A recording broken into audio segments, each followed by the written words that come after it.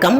All in one June devotion சேனலுக்கு உங்களை அன்புடன் வரவேற்கிறேன். இன்றைக்கி நம்மளுடைய சேனலில் நாளைய தினம், அதாவது பரணி தீபம், நாளைய தினம் பரணி தீபத்தை பற்றி முழு விவரமாக பார்க்கலாம். அதனுடைய வரலாறு மற்றும் சிறப்பு மற்றும் பலன்களை நாம் தெரிந்து கொள்ளலாம். அதற்கு முன்னால் நம்மளுடைய சேனலை தான் ஃபர்ஸ்ட் டைம் பார்க்குறவங்களா இருந்தாலும் சரி, சப்ஸ்கிரைப் பண்ணாமல் பார்க்குறவங்களா இருந்தாலும் சரி, நம்ம சேனலை சப்ஸ்கிரைப் பண்ணிக்கோங்க. கூடவே அந்த பெல் பட்டனை ப்ரெஸ் பண்ணிக்கோங்க. ஆல் என்கின்ற ஆப்ஷனையும் ப்ரெஸ் பண்ணிக்கோங்க. அப்போ தான் நான் போடுற வீடியோஸ் எல்லாம் உங்களுக்கு உடனுக்குடன் நோட்டிஃபிகேஷனில் மிஸ் பண்ணாமல் தெரிய வரும். வாங்க இப்போ நம்ம வீடியோக்குள்ளே போகலாம். அதாவது இப்போ நம்ம ஒரு சிறு வரலாறு பற்றி பார்க்கலாம். அதாவது முன்னொரு காலத்தில் வசீஸ்ரவஸ் என்கின்ற முனிவர் வேள்விகளை மற்றும் யாகத்தை நடத்தி கொண்டிருந்தாராம். யாகம் முடிந்த பிறகு தானம் செய்து கொண்டிருந்தாராம். தானம் செய்து கொண்டிருக்கும்போது அவருடைய மகன் நசிகேதன் என்கின்ற மகன் பல கேள்விகளை அவரை கேட்டுக்கொண்டே இருந்தாராம். அப்படி கேட்டுக்கொண்டிருக்கும் பொழுது நசிகேதன் அவரிடம், என்னை தானம் எப்படி கொடுக்க போறீர்கள் என்று கேட்டாராம். அதற்கு முனிவர் சொன்னாராம், நான் உன்னை யமதர்மனுக்கு தானமாக கொடுக்க போகிறேன் என்று சொன்னாராம். அதன்படியே யமலோகத்திற்கு அவருடைய மகன் சென்றாராம். யமலோகம் சென்ற நசிகேதன் யமதர்மராஜா கிட்டேயும் பல கேள்விகள் கேட்டாராம். அப்படி கேட்டுக்கொண்டே இருக்கும்பொழுது ஊனுடலோடும் நசிகேதன் பல கேள்விகளை யமதர்மராஜாவிடம் கேட்டுக்கொண்டு பல வரங்களையும் நீண்ட ஆயுளையும் பெற்று பூலோகத்திற்கு திரும்பி வந்தாராம். அப்படி பூலோகத்திற்கு திரும்பி வரும் பாதையில் பல உயிர்கள் யமலோகம் செல்ல முடியாமல் இருட்டில் தத்தளிக்கும் தருணத்தை அவர் பார்த்தாராம்.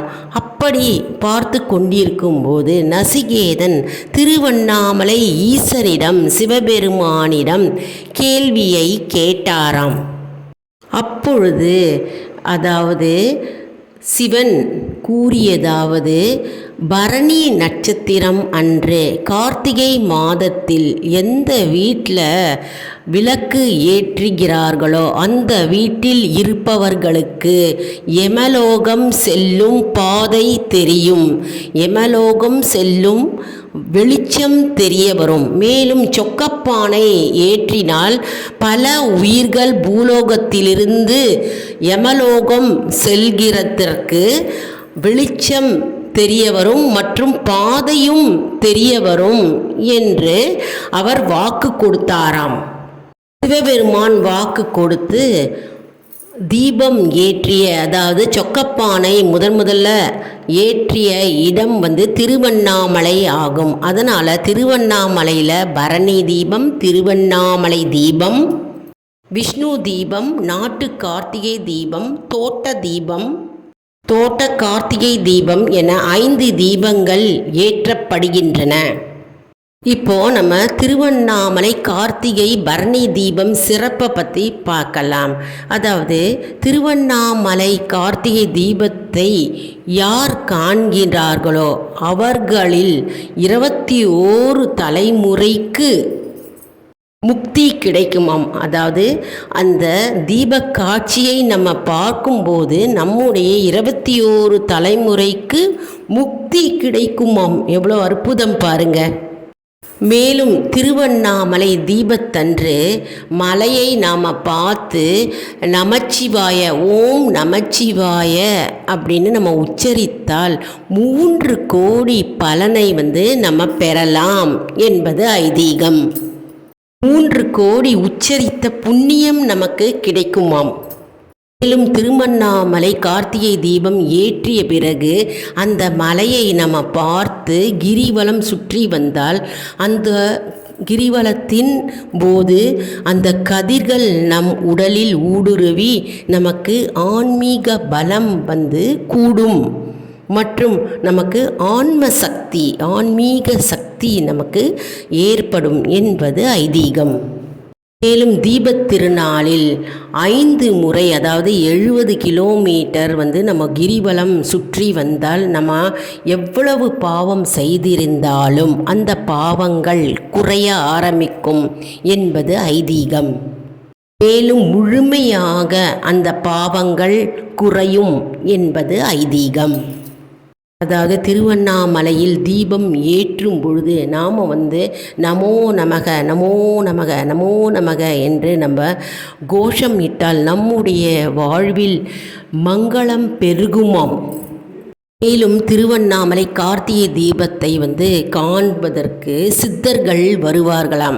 அப்படி அந்த கொப்பரை தேங்காயில் நெய் தீபம் ஏற்றும் போது அந்த சுடரிலிருந்து வெளிப்படும் புகையானது தீய சக்திகளை விரட்டும் ஒரு கருவியாக திகழ்கிறது. திருவண்ணாமலை 2668 அடி உயரம் இருக்குங்க.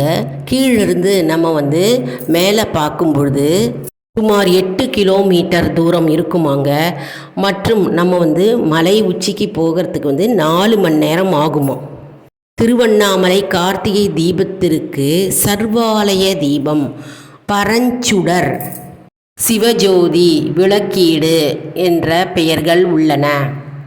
அதாவது கார்த்திகை தீபத்தன்று திருவண்ணாமலையை கிரிவலம் செய்தவர்களுக்கு 1000 அஸ்வமேத யாகம் செய்த பலன் அவர்களுக்கு கிடைக்குமாம். அதாவது திருவண்ணாமலை கார்த்திகை தீபம் அன்று கிரிவலம் செல்பவர்களுக்கு 1000 அஸ்வமேத யாகம் செய்த பலன் அவர்களுக்கு கிடைக்குமாம்.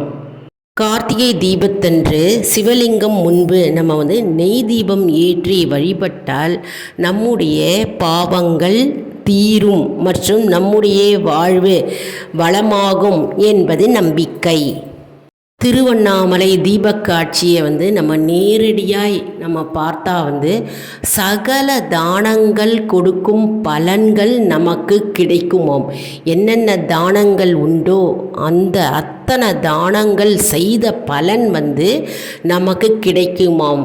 அதாவது நம்ம நேரடியாக திருவண்ணாமலை தீபக்காட்சியை நாம் கண்டால் இத்தனை பலன் நமக்கு கிடைக்கும். மேலும் கார்த்திகை மாதத்தில் கார்த்திகை நட்சத்திரம் அன்று திருவண்ணாமலையில் ஏதாவது ஒரு இடத்தில் தீபம் ஏற்றி வழிபட்டால் குழந்தை இன்மை விலகும். அதாவது குழந்தை பாக்கியம் நமக்கு கிட்டும். அதாவது திருவண்ணாமலையில் ஏதாவது ஒரு இடத்துல நம்ம விளக்கேற்றி வழிபட்டால் குழந்தை இல்லாதவர்களுக்கு குழந்தை பாக்கியம் கிட்டும் என்பது நம்பிக்கை. அதாவது திருவண்ணாமலையில் கார்த்திகை தீபத் திருநாள் அன்று தீபத்தில் சிவபெருமான் நடனம் ஆடுகிறார் என்பது ஐதீகம். இந்த சிவபெருமான் ஆடும் நடனத்திற்கு முக்தி நடனம் என்று பெயர்.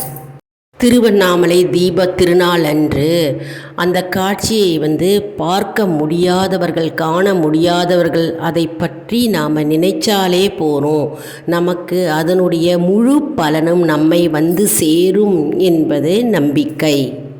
திருவண்ணாமலையில் ஏற்றப்படும் தீபமானது அண்ட சராச்சரங்களுக்கும் தீபமாக விளங்கப்படுகிறது.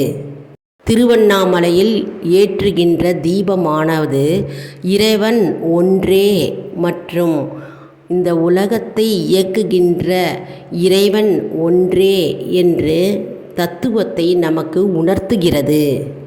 திருவண்ணாமலை தீபத்தை நாம் மனதாக நினைத்தாலும் சரி, தீபத்தை ஏற்றுகின்ற போதும் நாம் டிவி மூலமாகவும் நாம் பார்த்தாலும் சரி, நாம் நினைத்தாலும் சரி, நம்முடைய பிறவி பயன், பிறவி தோஷத்தை அறுக்க வல்லதாக கருதப்படுகிறது. மேலும் நம்முடைய பாவங்கள் அனைத்தும் நீங்கும் என்பது ஐதீகம். திருவண்ணாமலையில் தீபம் ஏற்றியவுடன் பக்தர்கள் அனைவரும் அண்ணாமலையார்க்கு அரோகரா, அண்ணாமலையார்க்கு அரோகரா, அண்ணாமலையார்க்கு அரோகரா என்று கோஷமிடுவார்கள். இதோட அர்த்தம் என்ன அப்படின்னு பார்க்கலாம். அதாவது நான் என்னும் எண்ணத்தை அழித்து நாம் மனதை ஆன்ம ரூபத்தில் ஆன்மீகத்தில் ஆன்மீக ரூபத்தில் நாம் ஜோதி வடிவான இறைவனை ஆத்மார்த்தமாக நாம் காண்கிறோம் என்பது அர்த்தமாகும். மனம் ஜோதி வடிவாக அந்த இறைவனை காண்கிறோம் என்பது அர்த்தமாகும். இதுவே ரமண மகரிஷி அவர்கள் கூறுகிறார். பஞ்சபூத ஸ்தலங்களுள் இது நெருப்புக்குரிய ஸ்தலமாகும். அதாவது இறைவனே மலையாக வீற்றிருக்கிறார். மலையே இறைவனின் சொரூபமாக உள்ளது. ஓம் நமச்சிவாய, ஓம் நமச்சிவாய, ஓம் நமச்சிவாய என்று இந்த பதிவை நான் முடித்து கொள்கிறேன். என்ன அன்பர்களே, இந்த வீடியோ உங்களுக்கு மிகவும் பயனுள்ளதாக இருக்கும் என்று நான் நம்புகிறேன். இந்த வீடியோவுக்கு ஒரு லைக் கொடுங்க. இதை மற்றவர்களுக்கும் ஷேர் செய்யுங்கள். அவர்களும் பயனடையட்டும். மேலும் நமக்கு புண்ணியம் கிடைக்கும். ஆல் இன் ஒன் ஜோன் அன்பர்களுக்கு ஒரு அன்பான வேண்டுகோள். நம்முடைய கம்யூனிட்டி போஸ்ட்டில் கேள்வி பதில் நேரம் வருங்க. அந்த கேள்விகளுக்கு பதில் தாங்க. நம்முடைய ஆன்மீக பயணம் எப்படி இருக்கிறது என்பதை தெரிந்து கொள்ளலாம்.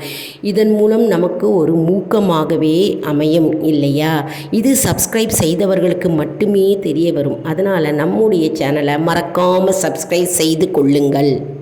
மேலும் நீங்கள் யாரெல்லாம் திருவண்ணாமலையில் இப்பொழுது தீப தரிசனத்திற்காக சென்றிருக்கிறீர்கள் என்பதை கமெண்ட் செக்ஷனில் தெரிவிங்க. நாங்களும் தெரிந்து கொள்கிறோம். அடுத்த வீடியோவில் வேறொரு பதிவுடன் உங்களை சந்திக்கிறேன். நன்றி, வணக்கம்.